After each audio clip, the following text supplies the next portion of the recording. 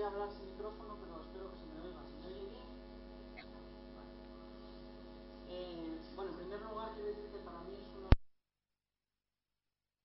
Aquí, este es el centro donde llevo trabajando pues ya 11 años. Tuve la grandísima suerte de poder estar en la jornada inaugural hace 10 años, junto con grandes figuras de la neuropsicología, y ahora para mí también es un honor poder compartir este día con personas, con nuevas figuras de lo que es la neurorehabilitación. Lo que os vamos a presentar Elisa Pascual y yo es una investigación y también es el fruto de el desarrollo de los últimos 10 años en el ámbito de lo que es la rehabilitación de la memoria. Vamos a presentar una investigación en la que hemos estado trabajando de manera conjunta terapeutas ocupacionales, neuropsicólogos del CIADAC y neuropsicólogos pues que están acabando su formación en el máster y que han sido tan generosos de ayudarnos. Bueno, durante toda la charla que os voy a presentar voy a estar hablando de lo que es la rehabilitación de la memoria y me voy a centrar en un componente concreto de la memoria, que es la rehabilitación de la amnesia enterógrada. Cuando hablamos de que una persona ha sufrido un traumatismo, ha sufrido una amnesia cerebral, pueden ocurrir dos cosas. Frecuentemente ocurren las dos. Pero puede ocurrir que la persona, desde el momento en el que ha sufrido la lesión cerebral, olvide los días, semanas, meses o 5 años antes de la lesión. Esto es el caso típico que suele ocurrir en las películas, en el que la persona pues se olvida, por ejemplo, de que estaba casado, de quién era su esposa, ¿vale? Aunque este tipo de trastorno de la memoria suele ser por lo general menos frecuente o afecta en menor medida a la persona porque suele implicar unos pocos días, unas pocas horas antes que la lesión. El problema con el que más frecuente nos encontramos son los problemas de amnesia enterógrada, en el que la persona, a raíz del accidente, tiene lo que podríamos decir dificultad para crear nuevos recuerdos o dificultad para recordar las cosas que ha hecho en ese momento en adelante. Como suelen decir muchos de los pacientes, el problema es que no recuerdo mi día a día. Los usuarios a los que les ocurren estos problemas de amnesia enterógrada no se acuerdan de lo que comieron ayer, no se acuerdan de lo que hicieron la semana pasada, puede que lleven viniendo al centro un par de meses, pero no se acuerdan que han venido nunca a este centro ni se acuerdan de los profesionales. Por lo tanto, es un trastorno que a nivel adaptativo es muy discapacitante, porque la persona no se puede adaptar a una realidad que no recuerda. Bueno, nos vamos a centrar en esto. Tengo que decir también que tenemos aproximadamente 100 diapositivas, pero no os preocupéis porque como sé que soy la persona más rápida conduciendo, sé que vamos a llegar al final antes de la hora. En primer lugar, como vamos a centrar un poco la charla en lo que son las ayudas técnicas para la rehabilitación de la memoria, quiero aclarar una cosa. Hay una creencia errónea, y es que la rehabilitación de la memoria se debe hacer en muchos casos sin el apoyo de ayudas técnicas. Mucha gente me pregunta, pero no solamente usuarios ni familiares, sino personas mayores que están preocupadas por su memoria, me dicen: oye Álvaro, me falla la memoria, ¿qué puedo hacer? Y digo: oye, pues escribe un diario. Hombre, pero eso es hacer trampa. Y digo: puede que sea hacer trampa, pero la cosa es que sabemos que las ayudas técnicas para la memoria, diarios, agendas, alarmas, el mismo proyecto que habéis presentado, Recuérdate, no hacen vago al cerebro, no son solamente muletas que no ayudan a la rehabilitación, ni impiden que el cerebro desarrolle su capacidad para recordar. Al contrario de lo que la gente piensa, hay diversos estudios que han puesto de manifiesto que la utilización de estas ayudas son eficaces para mejorar la memoria, es decir, que son eficaces en la rehabilitación. De hecho, cuando se empezó a trabajar en todo lo que es el ámbito de rehabilitación neuropsicológica basada en la evidencia, una de las pocas técnicas, y de hecho fue una de las 3 primeras que se validó como un estándar de buena práctica para la rehabilitación de personas con daño cerebral, dentro de lo que es la rehabilitación neuropsicológica, fue la utilización de libros de memoria. Para que veáis que es un ámbito que está bien estudiado y que está bien validado. En cuanto a pacientes para problemas de memoria, tenemos muchas evidencias científicas. Os cito aquí algunos de los estudios que van desde el año 95, en el que se habla que, por ejemplo, los libros de memoria de los que os voy a hablar son efectivos.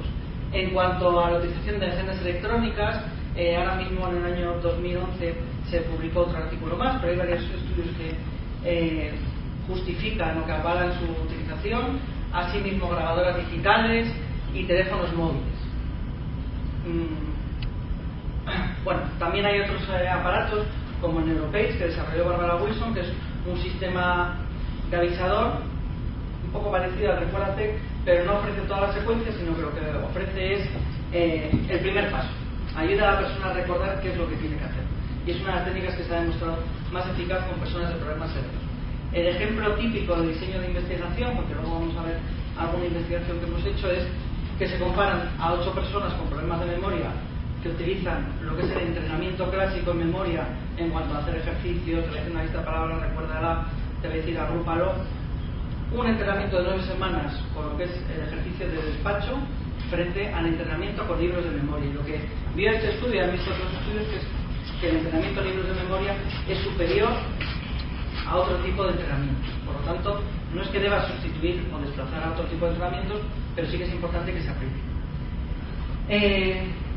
Bueno, dentro de lo que son las evidencias, nos encontramos con que a día de hoy se sabe que los libros de memoria en concreto son eficaces para personas que tienen déficit entre moderados y severos y moderados, ¿vale? Sin embargo, un poco analizando esto desde un principio, lo que intentamos ver era por qué no funcionaba para algunas personas, e intentamos desarrollar una ayuda tipo libro de memoria, pero que fuera eficaz para cada persona. Cuando dicen en las investigaciones que los libros de memoria no funcionan para personas con déficit severos, es porque seguramente los libros de memoria son muy exigentes y piden que la persona recuerde cosas nuevas todos los días. Por lo tanto, nosotros dividimos las ayudas técnicas entre ayudas técnicas estáticas y ayudas técnicas dinámicas. Las estáticas están diseñadas para recordar una cantidad de información limitada, es decir, una información que va a ser estática y que no va a ir variando semana a semana, como por ejemplo puede ser la dirección donde una persona vive o los profesionales de su centro de rehabilitación. Mientras que las ayudas técnicas dinámicas permiten a la persona recordar cosas distintas. Por ejemplo, esto sería un libro de memoria estático en papel. Este es un libro que le dimos a un usuario que tenía problemas de memoria muy severos, estaba muy desorientado, por eso pusimos ahí que era otoño del año 2011, estaba desubicado, pensaba que estaba en Galicia, por eso pusimos una foto de la Comunidad de Madrid, no era consciente de que había tenido una lesión cerebral, por eso, siguiendo lo que son las evidencias en cuanto a conciencia de déficit o rehabilitación de déficit, le pusimos una imagen de su resonancia, ya que fuese una cosa que le impresione, y le hicimos un horario muy sencillito en el que tenía 4 terapias: neuropsicología, terapia ocupacional, jardinería e informática, y le pusimos la foto de los terapeutas. Todo lo que pedimos a esta persona tan desorientada es que supiera dónde estaba, que supiera qué le había pasado, que supiera la estación del año y que supiera que aquí trabajaba con 4 personas. Para apoyar esto, además, le hicimos un vídeo diario. Un vídeo diario es una técnica que utilizamos alguna vez, yo lo he hecho con bastantes usuarios, en el que el propio usuario narra ante la cámara cuál es su día a día y eso lo puede ver. Sabemos que con los usuarios que hemos trabajado se adaptan un poco mejor a su situación y son capaces de recordar mejor pues cuál es su situación. O sea que sería otro tipo de ayuda de memoria.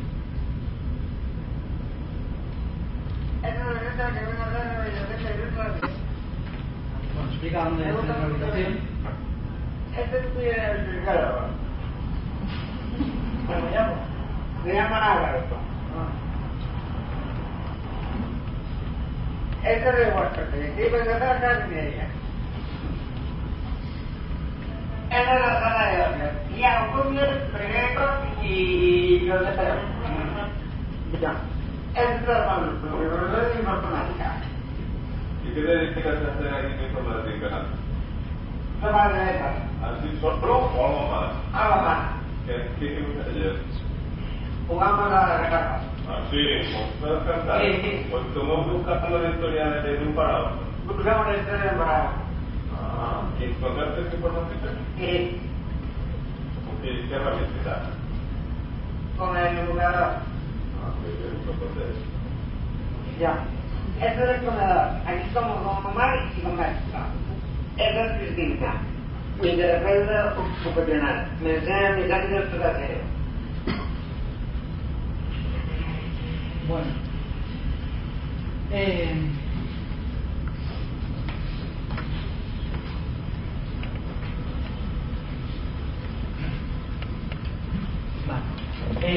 Curiosamente, este chico con el que trabajamos, pues bueno, tuvimos un episodio con él que hay unas estas técnicas son relativamente eficaces. En algunas personas les ayuda a orientarse y de hecho puede que consigamos que la orientación sea la que estábamos apuntando con nuestros objetivos. En el caso de este chico estaba tan desorientado que antes de que le diera este segundo vídeo pues se escapó del centro, vamos, se fue por la puerta. Nos ha pasado creo que 3 veces en 10 años de historia y 1.500 pacientes, 1.500 usuarios. Iniciamos la búsqueda por todo Madrid, yo llamé a su familia, bueno, al final 2 horas más tarde me llamó su familia diciendo que se encontraba en un hotel. Cuando me vio, él pensaba que estaba en Lugo, creo que era donde vivía. Eso sí, cuando me vio aparecer por hotel, me vio y me dijo: tú eres mi neuropsicólogo, te llamas Álvaro. Puedo ayudar a recordar unas cosas. Este es otro ejemplo de vídeo, ¿vale?, que hemos utilizado también con algunos usuarios, con problemas de memoria muy severos. Ahora mismo tenemos 2 personas que hemos rehabilitado trabajando con un tipo de vídeo como este y hemos conseguido, en un caso, que la persona vuelva a trabajar. Es un trabajo relativamente sencillo, que se trabaja en un almacén donde despacha legumbres. Y la otra persona es una persona que, teniendo una memoria que la podemos comparar perfectamente con la de una persona con Alzheimer, en los 2 casos, los 2 han llegado a ser independientes. Los principios básicos son un poco los mismos que se utilizan en el Recuérdate, que es dar una pauta y una conducta que permita encadenar una serie de acciones. Este en concreto es un ejemplo que hemos hecho para dárselo a los usuarios. Y bueno, sí, le das. El objetivo de este vídeo es que esta persona desarrollara una rutina. Este es un ejemplo en realidad que damos a los usuarios para que lo vean.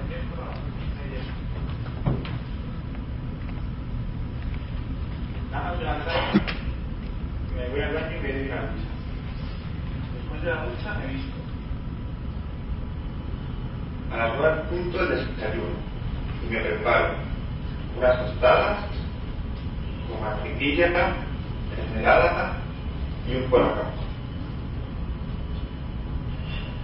Después de desayunar, me voy con Rayo a dar un paseo por el parque. Después de 1 hora de paseo, dejo al perro en casa de mi madre.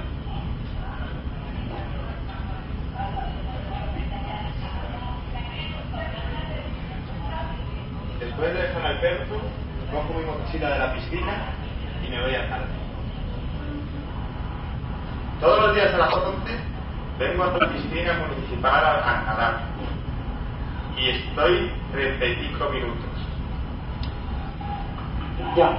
Después de la piscina, me gusta tomarme un café leyendo el periódico en la plaza. Porque así Me mantengo informado y luego voy a comer. Antes de ir a casa paso por la panadería y compro una barra de pan. Cuando llego a casa, tengo que tender la ropa de la piscina. Luego pongo una mesa y espero que venga mi madre para comer con ella. A las 3 llega mi madre de trabajar y comemos juntos. ya. Después de comer recojo la mesa.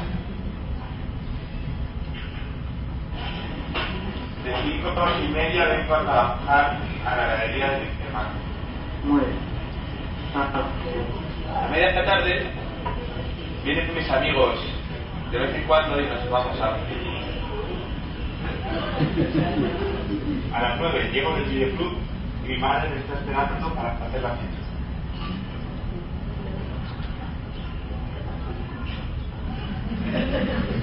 Después de cenar nos sentamos en el sofá y vemos un rato la tele. Esto sería un ejemplo de una cosa que hemos hecho con varios usuarios y que es ofrecerles una rutina bien establecida. Que todo esto hay que pensarlo muy bien porque hay personas que, por ejemplo, les gusta desayunar y luego ducharse y otras personas que les gustan ducharse y luego desayunar. Si cambiamos ese orden vamos a provocar que la persona no sea capaz de adaptarse. Y es muy importante que cada rutina venga seguida inmediatamente de la siguiente, ¿vale? Pero con este tipo de técnicas podemos conseguir que personas que, os digo, que tienen problemas de memoria muy severos sean bastante independientes. Hasta aquí lo que eran las series de técnicas estáticas, es decir, las que favorecen recuerdos constantes.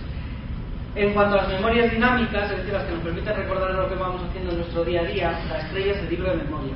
Este es el primer ejemplo de libro de memoria que desarrollamos Igor, Amor y yo cuando empezamos a trabajar aquí. Y a partir de este mismo libro pues se pueden desarrollar un montón de variaciones. Una de las cosas que he descubierto más útil para que las personas tengan una adherencia a lo que es el libro de memoria es pasar de hacerlo en formato archivador, que puede parecer una cosa poco técnica, pero seguro que es muy importante. En formato archivador las hojas se caen, se pierden y se desordenan. Las hacemos ahora con espiral y si podemos en formato pequeño, porque cuando el formato es muy grande, la persona, sobre todo los hombres, se pueden sentir avergonzados de llevar una cosa que ponga el libro de memoria de Pedro, ¿vale? Pues este sería el diario básico, pero luego podemos poner secciones o poner complementos como poner unas fotos para que la persona esté más orientada. Podemos poner un recordatorio sobre el día de ayer para que la persona se esfuerce el repaso. Un poco la idea de tener un libro de memoria es que la persona apunte todo lo que hace, lo codifique, pero también que lo pueda recuperar y sobre todo posibilita que la familia tenga una narrativa que favorezca la recuperación de la memoria. Por ejemplo, aquí ponemos una sección para mejorar la búsqueda de información. Este es un diario que está bien estudiado y que está documentado en una investigación que fue eficaz para mejorar la memoria episódica y la memoria prospectiva en pacientes con amnesia anterograda leve. Bueno, tenía unas 100 diapositivas con 100 diarios distintos y no he querido aburrir, solo quería poner algún ejemplo. Pero bueno, estas son algunas secciones complementarias que pueden venir en los libros de memoria: un calendario, una foto con los terapeutas, una hoja con las citas, los planes futuros. Por ejemplo, es una hoja que a veces utilizamos para la memoria prospectiva, donde le encargamos a la persona la memoria prospectiva es lo que la persona tiene que hacer en un momento dado. Por ejemplo, la semana que viene tengo que ir al médico, esta tarde antes de irme a dormir tengo que acordarme de sacar la basura, etc. Bueno, aquí le pedimos un control de firmas que tiene que hacer a lo largo de la semana y lo único que tenemos que hacer es comprobar que lo ha ido haciendo. Esto es muy importante, esta es una hoja resumen de la semana, porque muchas veces la persona va recuperando la memoria, pero a medida que la memoria se recupera gana en detalle, pero no gana en cuanto a organización. Es decir, que la persona puede recordar que ha comido espaguetis, pero no sabe si fue el jueves, el miércoles o el lunes, y eso le permite organizar un poco la información. Esta, por ejemplo, es una hoja de registro de colaboración en la terapia que se puede incluir en el diario, donde se valora si la persona ha colaborado, si ha asistido, si ha tenido una actitud adecuada. Esta es una de las hojas de diario que más me gusta, la ha desarrollado Eric, que lo tenéis ahí, y es una hoja de diario para básicos, y me parece especialmente interesante porque muchas veces las personas con afasia tienen cierto rechazo a utilizar tableros de comunicación y puede que sea porque son un poco demasiado complicados o porque son generales, y sin embargo con los usuarios que hemos utilizado esta hoja de diario obtenemos muy buena respuesta.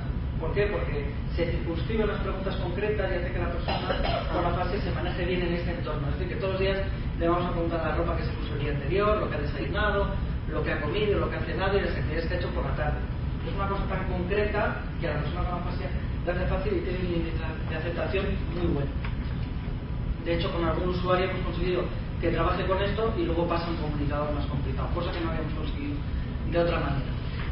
En cuanto a otro tipo de aplicaciones un poquito más tecnológicas, la verdad es que esto de la tecnología va rapidísimo.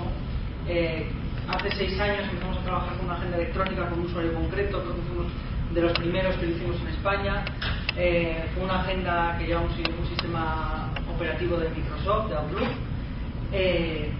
y bueno, pues este era el diario que él tenía, la agenda electrónica que él tenía. Tardamos casi un año en entrenarle todos los días trabajando con él para que la pudiera utilizar, pero es una persona que aprende a utilizarla también, que no es capaz de deshacerse de ella y que para él es un salvavidas. Es una persona que sin la agenda no sería capaz de recordar absolutamente nada, y con la agenda es capaz de recordar casi todo.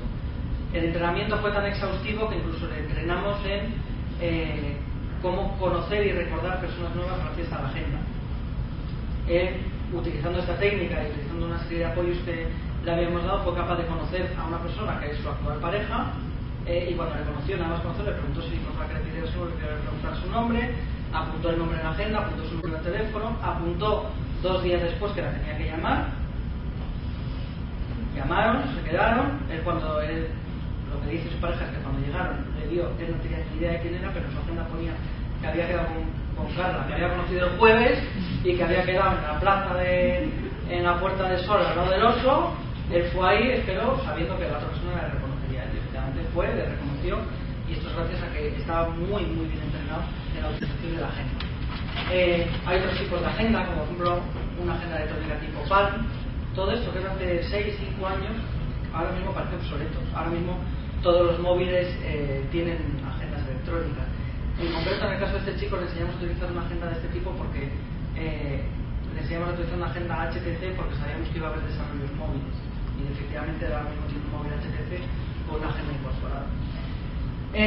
Fijaros si son útiles este tipo de ayudas, que este hombre, que se llama Luis, esta es una medición de su nivel de recuerdo, de las actividades que hace el centro, ¿vale? Que hace en el centro.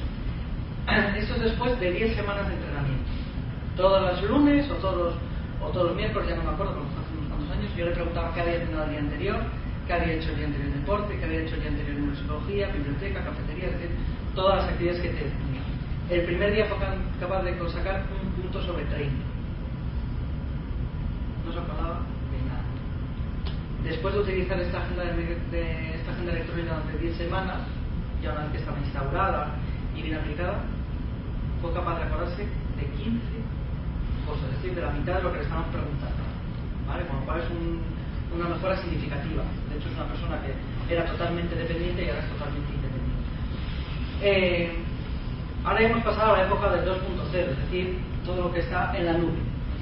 Y en ese sentido tenemos las mismas agendas de memoria, lo que pasa es que en vez de estar en un dispositivo que, si os pasa como le pasó a este hombre que una vez perdió el móvil y parece que había perdido toda su vida, con las agendas 2.0 tenemos la información no en un lugar concreto, sino que lo tenemos en la nube y lo podemos consultar tanto desde el PC como desde nuestro móvil. Lo único que cambia es que el perfil va a ser un poquito más estrecho. Este es otro tipo de libro de memoria o un diario. Hemos tenido personas que hacían un blog, pero ahora lo que estamos haciendo más es hacer diarios en una red social. Esta es la primera chica que lo utilizó, que fue el año pasado. Ahora mismo tenemos, yo creo que 3 personas que lo están utilizando, y simplemente lo que hace es que, como tiene un móvil con cámara, y bien habéis dicho que el móvil es una herramienta que utilizamos todos los días, cada vez que hace una cosa saca una foto y luego lo refleja en lo que es su Facebook, ¿vale? De esta manera pues vemos que ella puede ver que ha jugado al ajedrez, lo puede consultar desde su móvil, ha estado en jardinería, que ha hecho un control, bueno, que ha salido a la calle, que ha ido a la farmacia, que luego ha comido, parece que es una paella, que luego está mirando algunas cosas. Ese es el ejercicio que había hecho en informática, y que luego por la tarde estuvo con sus amigos y estuvo apuntando las cosas que tenía que hacer al día siguiente. Para poder hacer este tipo de cosas utilizamos, estos serían un poco todos los registros que tiene. Parece que aquí no apuntó nada, pero vamos, básicamente todos los días apunta lo que va haciendo. Para hacer este tipo de registros en una red social tenemos el problema de la privacidad, y para eso yo tengo una cuenta de Facebook que no la conoce nadie, solo se lo doy a los usuarios que están en este programa, porque no quiero que nadie vea quiénes son mis amigos, ni que se pueda confundir, aparte que no me apetece el tema de Facebook. Y entonces lo único que hay que hacer es que cuando el paciente o el usuario configure su Facebook, tiene que poner que solamente sea él el que lo vea. También hay una serie de opciones de seguridad para que solamente yo vea a mis amigos, para que mis amigos no vean a mis amigos, y a la vez para que los amigos de los otros no vean a los demás. Es decir, que por eso salvamos el tema de seguridad. Todo esto es hasta el año 2011. ¿Vale? En el año 2011 nos enteramos de que había un nuevo dispositivo que creíamos que podía ayudar bastante a las personas con problemas de memoria. Yo soy bastante reacio a algunas de las novedades que van saliendo, pero esto me pareció muy interesante porque el concepto, y Eli os va a explicar un poquito más de lo que es, pues me parecía que era una cosa que comulgaba mucho con las ideas que tenemos en este centro de rehabilitación ecológica y de centrarnos en cosas funcionales y objetivos funcionales. Lo que va a presentar Eli es cómo funciona el dispositivo SenseCam, que es una tecnología que desarrolló Microsoft allá por el año 2006. Después Microsoft parece que desarrolla muchas aplicaciones, algunas de ellas las comercializa y otras las desecha. Esta es una de las cosas que desarrollaron, decidieron que no tenía aplicación comercial, y entonces los neuropsicólogos de Cambridge pues pensaron que podía ser una aplicación interesante. ¿Vale? Entonces, ¿te vas a poner de pie? Sí. Bueno, este es el primer artículo. Bueno, primero, buenos días a todos. Para mí es un honor estar aquí. Yo soy terapeuta ocupacional, llevo 4 años aquí en este centro, pero la verdad es que cada día vamos aprendiendo cosas nuevas. Entonces, por ejemplo, en uno de los talleres que impartimos es el de memoria visual. Y ahí vemos la importancia que tienen las imágenes. Siempre se ha dicho que una imagen vale más que 1000 palabras. Entonces, como decía Álvaro, en un congreso que él fue, le presentaron esta cámara, ¿vale? Este dispositivo que os queremos mostrar. Este dispositivo, simplemente... Perdonad, ¿le veis bien a Eli? Sí, ¿me oye? Este dispositivo, la persona lo va a llevar aquí, colgado siempre delante de él, las manos las tiene libres, no le tiene que tocar, ¿vale? Entonces, primero lo que tendremos que hacer es adquirir uno. Ahora vamos a contar de qué manera se puede adquirir y qué contiene, ¿vale? El contenido del paquete. Y entonces, además de adquirir uno, empezamos a investigar qué artículos había ya publicados en relación con este dispositivo. Y uno de ellos es este, que es el del año 2007. Se publicó en esta revista y empezaba a decirnos lo importante que es utilizarla para personas que hayan tenido un daño cerebral y que diariamente se trabaje con ello. ¿Vale? Entonces, yo sobre todo os voy a explicar cuando nosotros la adquirimos, cuando algún familiar la adquiere, cómo trabajarlo en el ordenador. El contenido del paquete, que os decía cuando se recibe, contiene la cámara, está enseñado, contiene un cordón que es para colgarnos en el cuello, el cable USB que lo que nos permite es conectar la cámara directamente con el ordenador. Perdona, te hago el micrófono porque no se oye en la cámara. No está quedando registrado.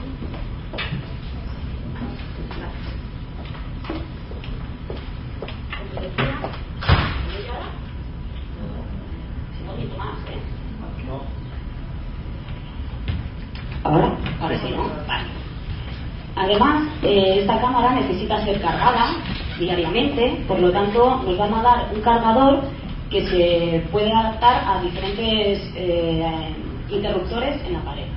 Además, viene el DVD que nos muestra cómo instalar este programa en el ordenador y el folleto para explicarnos de qué manera manejarlo.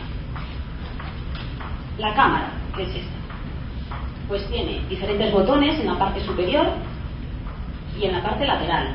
En la parte de delante tiene un dispositivo que nos va a permitir es capturar las fotos. La parte de arriba es el apagado y encendido y en la lateral es el botón de privacidad y el disparador manual, que eso ahora os voy a comentar un poquito más. Además, esta cámara lo que nos va a mostrar son diferentes colores y sonidos. En función de ese color, si es amarillo, es rojo o es verde, si parpadea o no, nos va a indicar si la batería está cargada, si tiene poco nivel de batería y hay que cargarla, o si está grabando o está en ese momento en pausa. En función, a la hora de cargar la batería es muy importante que se haga diariamente, porque si no puede pasar que la persona realice una actividad y no se grabe, y entonces cuando llega a casa no se ha registrado y ya no recuerda qué es lo que ha hecho en ese día. Por lo tanto, cuando la recibamos por primera vez, nos aconsejan que se grabe todo el día, ¿vale? Después, la cámara se puede cargar o conectándola directamente al ordenador o, como os decía, a través de la red eléctrica. Lo mínimo que se tiene que cargar son 3 horas, pero puede estar toda la noche, no hay ningún problema. Para encender la cámara es un dispositivo muy sencillo que puede hacer el usuario. Simplemente es apretar el botón redondo que hay en la parte superior, se aprieta durante unos segundos y va a sonar un tono ascendente y además la cámara se empieza a encender unas luces. ¿Que la queremos apagar esa cámara? Pues simplemente es hacer el mismo ejercicio. Se aprieta el botón, se esperan unos segundos y en vez de sonar un tono ascendente, sonará un tono descendente. Esta cámara tiene varias posibilidades. La más común es la que tome fotos automáticamente. ¿De qué manera los va a tomar estas fotos? Pues en función de un sensor, que esa es la novedad de esta cámara, que mide el nivel de luz, el nivel de movimiento y el nivel de temperatura.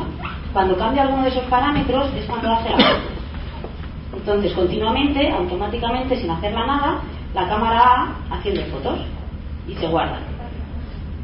Además, otra aplicación es que manualmente el usuario, si quiere hacer una foto de algo muy concreto, le puede apretar al botón, que es el que está en el lateral, y presionándola un momentito, hace la cámara de ese instante, se espera unos segundos y ya se ha guardado. Además, esta cámara nos da la opción del botón de privacidad. ¿Por qué? Porque si la persona la lleva colgada todo el día, esa persona va a ir, por ejemplo, al aseo o va a ir a algún sitio donde no quiere que se vea, entonces la aprieta durante unos segundos, que es el botón que está en la parte superior del lateral, y durante 4 minutos esa cámara no hace ninguna foto. Se aparecerá una luz en la parte superior roja que le va a indicar que está en modo privacidad, y 50 segundos antes aproximadamente de que vuelva a hacer una foto se va a emitir un sonido, un bip, y además van a haber unas luces ámbar y roja que van a parpadear indicándole que va a empezar otra vez. ¿Que ese periodo se nos queda corto? ¿Que en el servicio tarda más tiempo? Pues le vuelvo a salar y entonces otra vez pasarán otros 4 minutos hasta que vuelvan a hacer las fotos. Tiene una manera muy sencilla de instalar el programa. Cuando lo recibimos simplemente hay que insertar el DVD en el ordenador, seguir los pasos que te van indicando y ya se ha instalado el programa, y entonces aparece en el icono, el icono en el ordenador, en el escritorio. Nada más que esa persona encienda el ordenador, se le va a abrir el programa. Que no lo quiere utilizar, lo minimiza o lo cierra. Que no, pues ya lo tiene abierto. Eso es para facilitar el que ellos también lo empiecen a usar de manera independiente. Una vez que ya tenemos la cámara y vamos a trabajar, os voy a intentar explicar de qué manera podemos trabajar con el ordenador. Lo primero que tenemos que hacer es, una vez que hemos llevado la cámara de mando, transferir todos esos datos, todas esas fotos al ordenador. ¿De qué manera? Pues simplemente con el cable USB se conecta con la cámara al ordenador y él solo, sin hacer nada, no hay que tocar ningún botón, aparece ese mensaje en el cual se importan todas las fotos al ordenador. Esta es la pantalla principal que va a aparecer en el programa y en la cual lo más importante son los 4 botones que hay en la parte superior. El de la izquierda significa que todos los... significa que nos van a mostrar todos los álbumes que yo tengo grabados, no solo del día de hoy, sino de los días anteriores. El siguiente nos indica con el número arriba, que se ve en azul, el número de vídeos que todavía yo no he visionado. Pueden ser 1, pueden ser 2, dependiendo de los que nos queden pendientes. El siguiente, ese, nos va a indicar qué vídeos son los que más veces yo he visto, ¿vale? Son los más vistos. Y el siguiente icono es el que nos indica el grado de importancia que yo he dado a cada uno de los vídeos, que ahora voy a explicar cómo se hace. En la parte de la izquierda, todo esto es donde están los diferentes vídeos que yo he importado. He señalado, por ejemplo, el álbum seleccionado con esta flecha porque así nos va a indicar con este icono cuál es el álbum que yo voy a querer trabajar con él. Y en la parte de la derecha nos va a hablar de los detalles específicos de ese álbum que yo he seleccionado. En este caso, en la parte de arriba está el título, luego estaría las palabras clave y en la parte inferior nos dice qué día ha sido tomado ese vídeo, cuánto dura, a qué hora empieza, a qué hora acaba. Una vez que yo voy a seleccionar un vídeo, desde aquí lo que recomendamos es que a cada uno de los vídeos se le ponga un título para poder luego identificarlo, porque si no, no hay manera de localizarlo. Entonces, ¿de qué manera se le puede colocar el título? Yo primero voy a seleccionar el vídeo y en la parte de la derecha, aquí donde pone el título, le doy a la palabra Edit, escribo el título y le doy al intro. Nosotros aquí hemos visto, una vez que estamos trabajando con esta cámara, que es muy importante, por ejemplo, empezar poniendo la fecha. Que cada vídeo se reconozca poniendo primero, pues, 13 de junio. Iba al CEADAC, luego fui a hacerme unos análisis y luego a la farmacia. Pues eso, que aparezca en este título. A la manera de etiquetar un álbum es con qué palabras clave yo voy a identificarle. Porque habrá veces que lo pueda buscar por el título completamente, que me lo sepa de memoria, pero otras veces no. Entonces, en esas palabras clave, en las tab, se hace de la misma manera. Se selecciona el vídeo, se pone en la palabra edit las 2, 3 palabras clave que yo quiero localizar ese vídeo, separado por comas, y se da el intro. Y así ya lo tengo seleccionado. Esas palabras clave me van a ayudar a luego buscarlo. ¿De qué manera buscarlo? Pues en la parte superior ponemos aquí la palabra clave que nosotros hayamos puesto y en la parte de la izquierda nos van a salir todos los vídeos relacionados exclusivamente con la palabra clave que yo haya metido. La manera de clasificar un álbum, de darle yo la importancia que para mí tiene, es en función de estas estrellas que aparecen en cada uno de los álbumes. Hay 5 y yo lo voy clasificando, pues a un álbum es muy importante, le doy los 5 colores azules, o si es menos, pues le voy graduando. Hay algunos álbumes que a lo mejor después de visionarlos no lo quiero tener, no me es importante tenerlo en el ordenador, pues simplemente para poderlo borrar le selecciono el álbum, le doy al icono que hay a la derecha que pone delete y me confirma. ¿Está usted seguro de que lo quiere borrar? Le doy a confirmar y está borrado. Aún así, aunque yo lo borre del programa principal, en la carpeta de documentos todos estos vídeos siguen estando. Entonces, si yo alguna vez lo quiero recuperar, simplemente lo pincho, lo arrastro al programa principal y ya lo volvería a tener.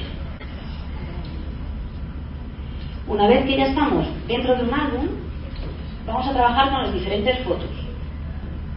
Dentro del álbum, esta es la pantalla principal, en la cual aparece el título, que es el mismo que yo había puesto en la otra pantalla, aparecen las etiquetas con las cuales yo lo había identificado, las palabras clave, aparece la barra de progreso.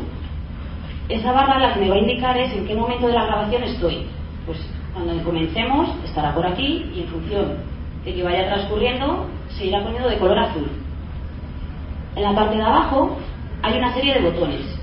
El primero de ellos es el play, que significa para ponerlo en marcha. Ahí también se le puede poner en pausa. Después está una flecha a la izquierda, que significa que quiero ver la foto anterior, y una flecha a la derecha, que significa que quiero ver la foto siguiente. Además, lo bueno de esta cámara es que nos permite variar la velocidad del visionado.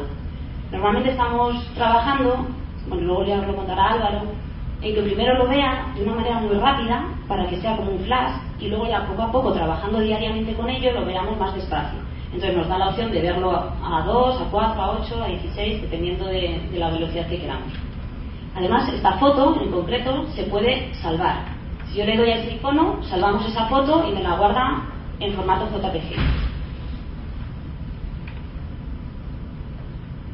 Además, en cada uno de los vídeos, todo el vídeo a lo mejor no es tan relevante. Pues por ejemplo, aquí hay usuarios que vienen en ambulancia, pues todo el camino en el que está grabando, que está dentro de la ambulancia, a lo mejor no es relevante. Pues ahí se puede introducir una etiqueta. ¿Qué significa eso? Significa que en un momento concreto yo lo voy a hacer una señal. Por ejemplo, pues desde que llega la ambulancia a mi casa le pongo una señal y cuando llego al CEADAC le pongo otra. Y entonces, la siguiente vez que yo vea el vídeo, solamente podré ir de etiqueta en etiqueta. Y así solamente veo, a lo mejor de cada vídeo, pues 5 o 6 etiquetas. ¿De qué manera las añado? Pues tiene que estar mostrado el icono azul. Posteriormente le doy a este botón que significa añadir nota. Le doy aquí, escribo lo que yo quiero, pues llegar al CEADAC, esta persona es Vicente, he comido de primer plato, lo que sea, cualquier cosa que me ayude a recordar ese momento en concreto. Luego le doy al intro y ya estaría. Si yo, por ejemplo, quiero borrar una nota porque la he puesto mal o porque ya no me interesa, pues simplemente señalo la palabra de ley, me pide confirmación de si la quiero borrar o no y lo borro. Cosas importantes que hay que tener en cuenta con el uso de esta cámara: que hay que cargarla diariamente, que hay que ajustar la altura al cordón, porque muchas veces usuarios que la están utilizando aquí o la llevan muy larga y entonces cuando están trabajando, por ejemplo, en la mesa, sentados, no graba nada porque está debajo de la mesa. O cuando están comiendo, si la tapan con una servilleta, tampoco graba nada, ¿vale? Entonces hay que tener esas cosas en consideración. No taparlo con bufandas. Por ejemplo, en invierno es muy común que vengan con el abrigo y la bufanda y la cámara dentro del abrigo, entonces no hacemos nada. Si queremos grabar algo muy en concreto, la podemos coger la cámara y orientarla exactamente hacia lo que queremos grabar. Y en alguna ocasión hay algunos usuarios que lo que hacen es que mientras que la persona hace la actividad, el familiar se la coloca enfrente y entonces está grabando la cámara a ese usuario en concreto. El problema de eso, que luego no se acuerde de volvérsela a poner, ¿vale? Entonces hay que tener ahí un poquito de cuidado. Y es muy importante que cuando una cosa es llevarla colgada y otra cosa es que eso ya nos ayuda a memorizar.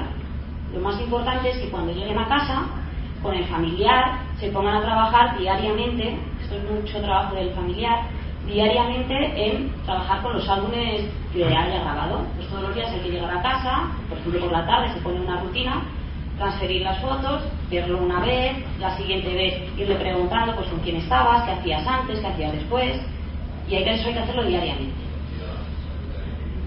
Aquí os vamos a poner un pequeño ejemplo de una persona que llega al CEADAC, las fotos que ya decir, esa cámara, para que veáis un poquito el formato, pero luego Álvaro le va a poner un vídeo en el que se van a ver todas las fotos seguidas. A lo mejor al minuto puede hacer 50 fotos, entonces aquí solamente hemos puesto como unas 10 o 12 fotos para que lo veáis un poquito. La voy a pasar rápido para que veáis un poco la sensación, ¿vale? Esto es lo que verían. Ahí estaría llegando al CEADAC y cómo llega hasta la taquilla, ¿vale? Lo importante, este dispositivo es que está indicado para personas que tienen un déficit severo, moderado o leve de memoria episódica, que era lo que os estaba explicando antes Álvaro, con o sin posibilidades de mejora y con o sin un buen funcionamiento ejecutivo. ¿Qué consideraciones especiales hay que tener? Lo que os decía, que tiene que haber una persona que apoya a ese usuario al principio a usarla. Poco a poco, la idea es que esa persona la utilice de manera independiente y una vez que ya haya transferido los datos, esos vídeos los pueda ver las veces que quiera, pueda trabajar con ello y en función de las marcas que le hemos ido poniendo, sean pistas para que le ayuden a memorizar. Los resultados son muy prometedores, pero bueno, todavía estamos en fase experimental, que es el estudio que Álvaro os va a comentar ahora. Y bueno, el precio, esto es porque hay que pedirlo fuera, aquí en España no existe todavía, pero la verdad es que se recibe en pocos días. Y ahora ya Álvaro os va a seguir con la exposición.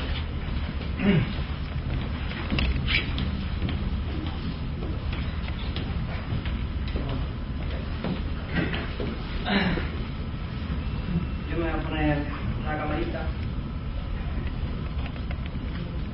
Es muy curioso porque cuando empezamos a probar la cámara, pues nos llegó la cámara y yo enseguida quise echar de mano y me la puse al cuello para ver cómo funcionaba. Y es muy curioso porque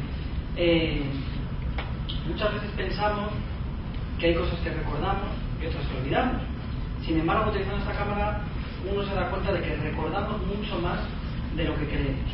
Y la sensación al ver las imágenes que ha tomado la cámara un mes o una semana después es que cuando vemos las imágenes no son cosas que las vemos como si fuera apenas que las vemos, sino que las identificamos perfectamente y la persona, tanto el usuario que tiene daño cerebral como la persona que no tiene daño cerebral, cuando ve una imagen que no recordaba por sí solo y la vuelve a ver, tiene una sensación de déjà vu. Es decir, de que eso es algo que reconoce perfectamente y que identifica como una experiencia vivida.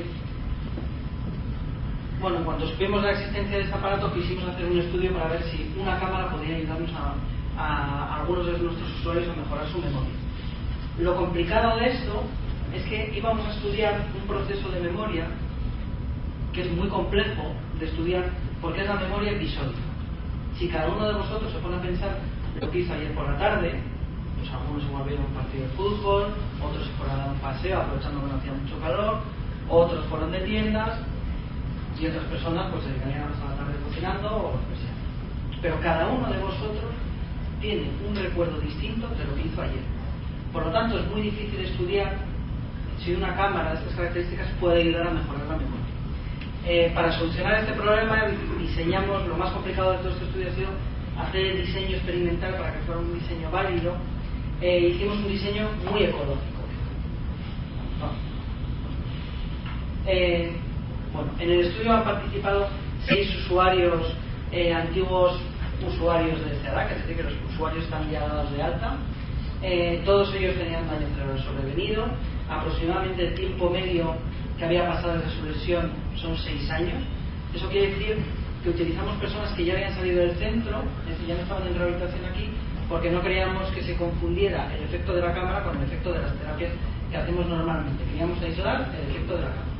Ninguno de los usuarios está haciendo rehabilitación ni está haciendo a un centro de día ni nada.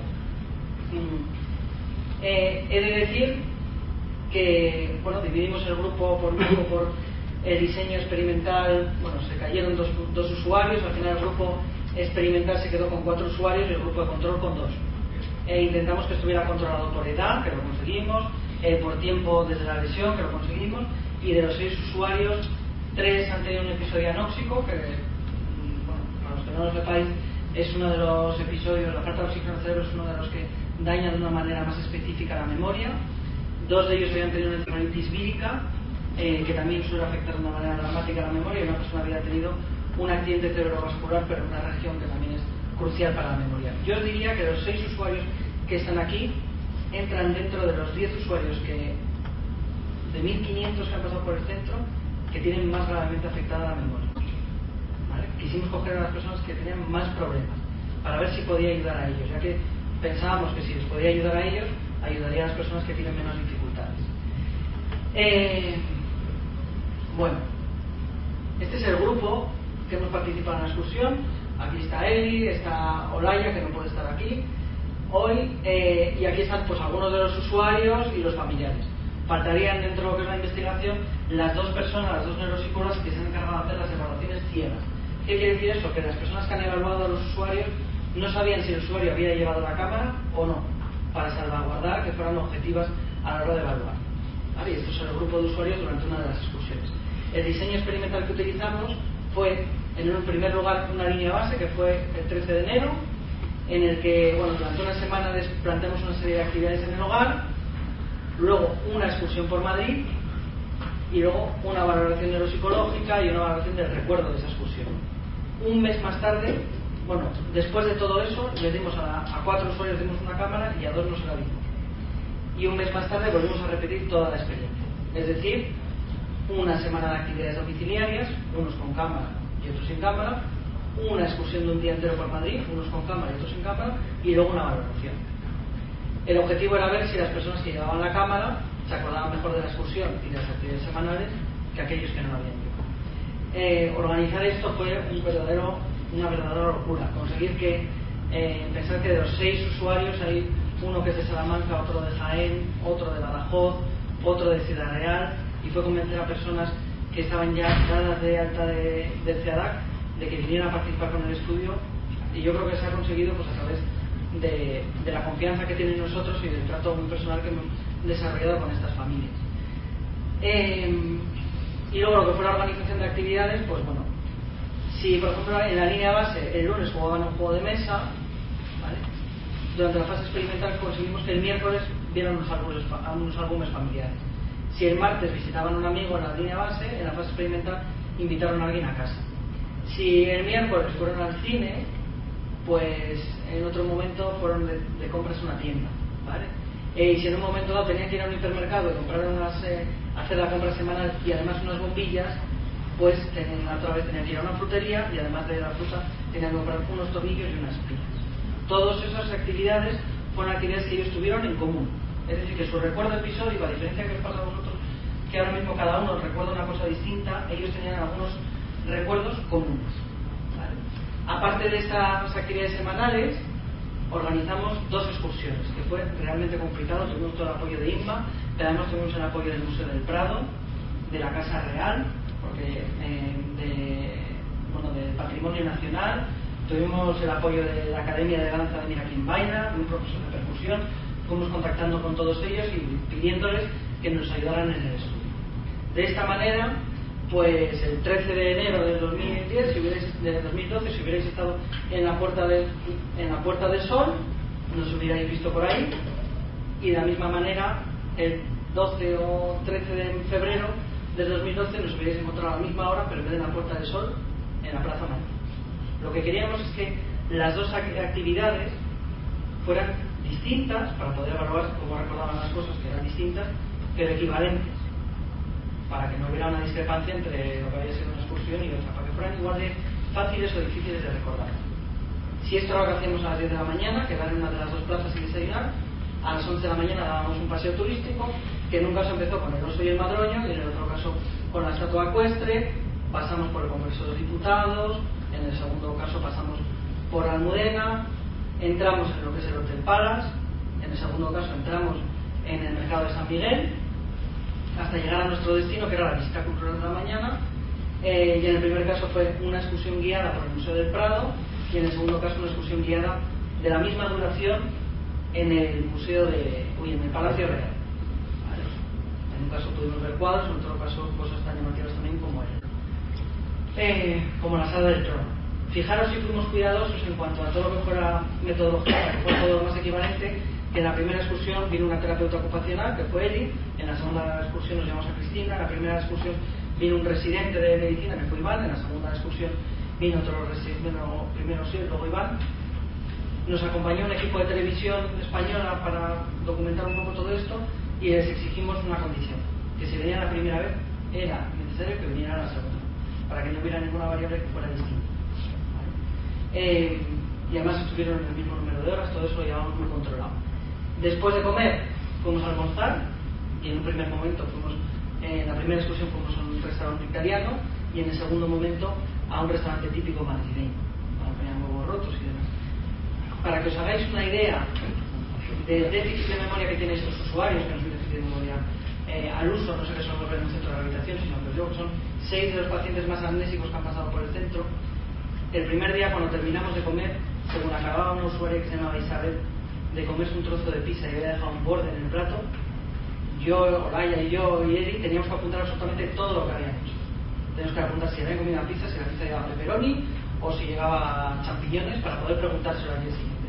Cuando acababa de tragárselo y dije, Isabel, no me ha dado tiempo a apuntar exactamente lo que has comido. ¿Qué has comido? Unas lentejas. Ese es el grado de afectación de memoria que tenían. Antonio, por ejemplo, Isabel lleva una vida totalmente independiente. Antonio está trabajando, pero Antonio pues pidió un bollo para desayunar el segundo día. No me quedé yo con la copla si era una napolitana, un bollo de crema, si era un suizo, o un croissant. Sabía que era un bollo. Cuando le pregunté, en el momento que se lo había tragado, Antonio, ¿qué tipo de bollo es el que has comido? Me dijo, yo he comido unos churros. Yo le dije, hombre, unos churros no, has comido un pollo. Y miró el plato, vio que había un poco de azúcar y dijo, mira, vaya azúcar, eran unos churros. El tipo de respuestas que obteníamos cuando preguntábamos dónde comimos ayer era, yo comí en mi casa. Esto es una persona que vive en Salamanca. Cuando pasamos, por ejemplo, por la fuente, cuando preguntamos en qué plaza habíamos quedado, nos comentaban, esto el primer día, nos comentaban que habíamos quedado en la Plaza de Castilla, nos comentaban que la excursión había durado 1 hora, cuando en realidad no había durado unas 8 horas. Bueno, para que veáis el tipo de afectación, serían pacientes muy comparables a personas con Alzheimer. Y el colofón de la excursión, pues el primer día fue dar una clase de baile en la Academia de Mira Quién Baila. Esto al final lo conseguimos. La excursión fue el lunes, pues los de la Academia de Mira Quién Baila nos aceptaron la colaboración el domingo a las 7 de la tarde. Todo esto fue porque la actividad programada era remar con las barcas del Retiro, pero justo el 13 de enero y el 12 de febrero fueron los 2 únicos días que ha llovido este invierno más. Por lo menos ha sido igual las 2 veces, pero nos descolocó un poco todos nuestros planes. La primera vez hicimos una excursión, hicimos una clase de baile y un mes más tarde participamos todos en una clase de percusión.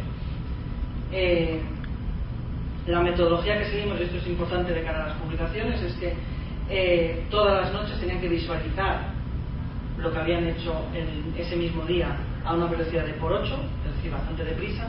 Después de esa visualización rápida tenían que volver a repasarlo más o menos lento, parándose a comentar las cosas que les resultaban más interesantes y luego volver a visualizar.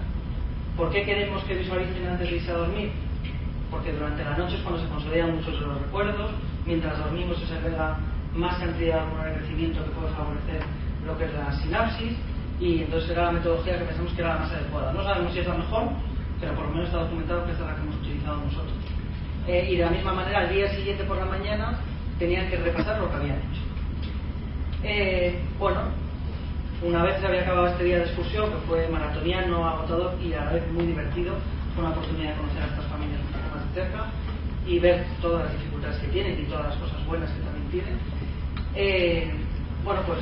Les hicimos una serie de cuestionarios, pruebas neuropsicológicas para ver cómo estaba su memoria, pruebas de confianza, pruebas de satisfacción, calidad de vida, y luego también lo más importante que queríamos ver eran los cuestionarios respecto a si se acordaban de lo que habían dicho el día anterior. Entonces, les preguntábamos por qué día había sido de compras, intentamos que lo recordaran de manera independiente. Estas son las pruebas neuropsicológicas que pasamos, y sobre todo la valoración de lo que es el recuerdo de las actividades domiciliarias y el recuerdo de la excursión formativa. Primero les damos la oportunidad de que recordaran de manera espontánea decíamos, ¿qué has hecho este viernes? Y si ellos nos acordaban, pues les podíamos decir, parece que este viernes has ido a cenar con unos amigos. Y puntuamos a ver si de manera espontánea recordaban con qué amigos, a qué restaurante, etc. Y si no, les íbamos haciendo preguntas específicas. ¿A qué jugasteis? ¿Con quién jugaste? ¿A qué hora empezasteis? ¿A qué hora acabasteis? Etc.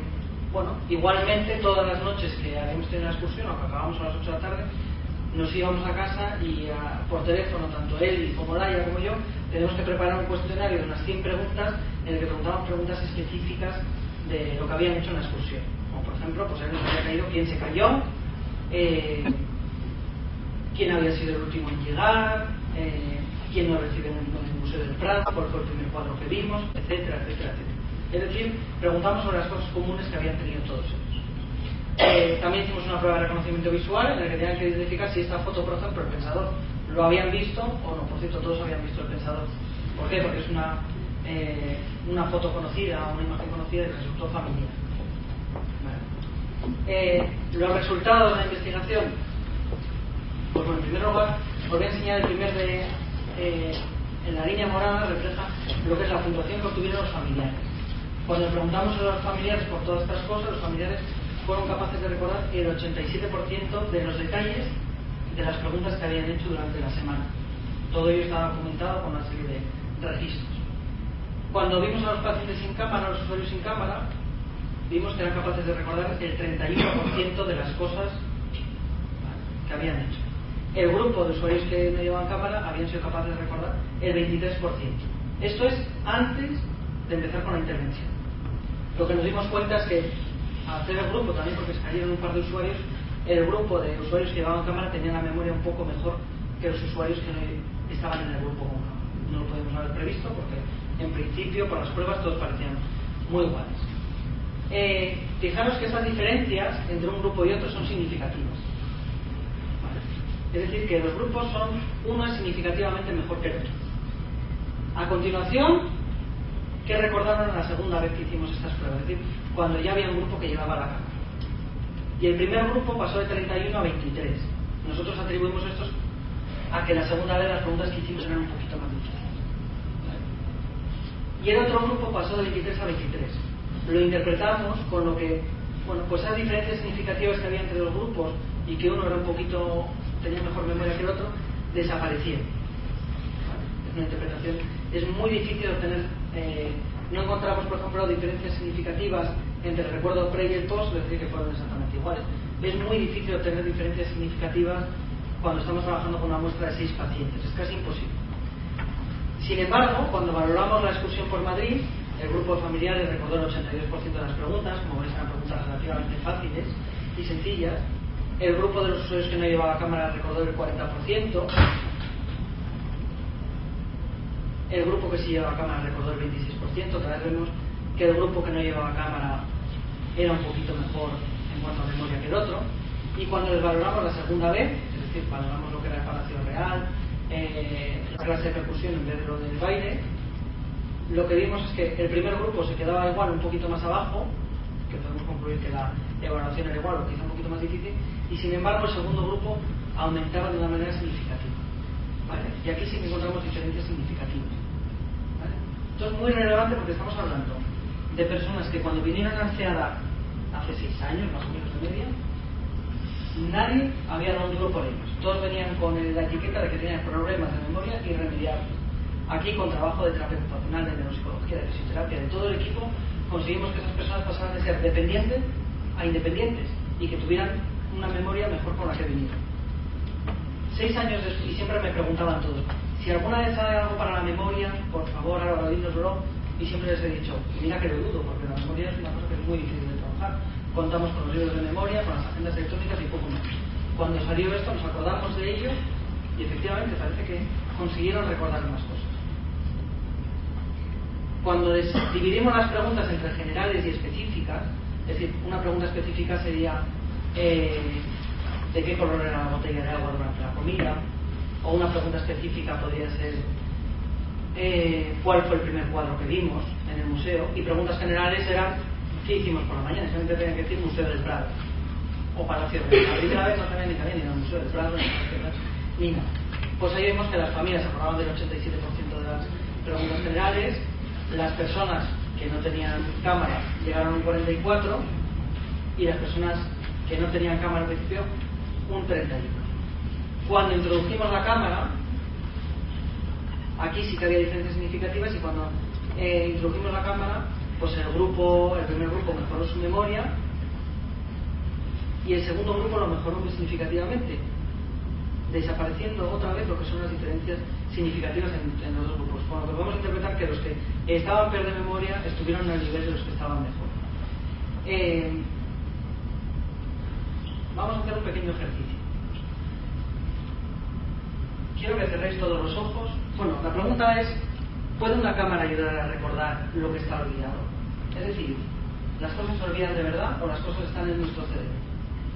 Creo que todos los que habéis estado, los que estáis aquí, cuando habéis llegado, os han dado una carpeta. Quiero que cerréis los ojos ahora mismo e intentéis recordar la cara de la persona que os ha dado la carpeta. La cara, sus facciones. Seguramente será muy difícil, lo podéis abrir. Seguramente será muy difícil recordarlo. Pero cuando la veis, ¿cuántos de vosotros la habéis identificado como efectivamente la persona que os ha dado la carpeta? ¿Os resulta familiar?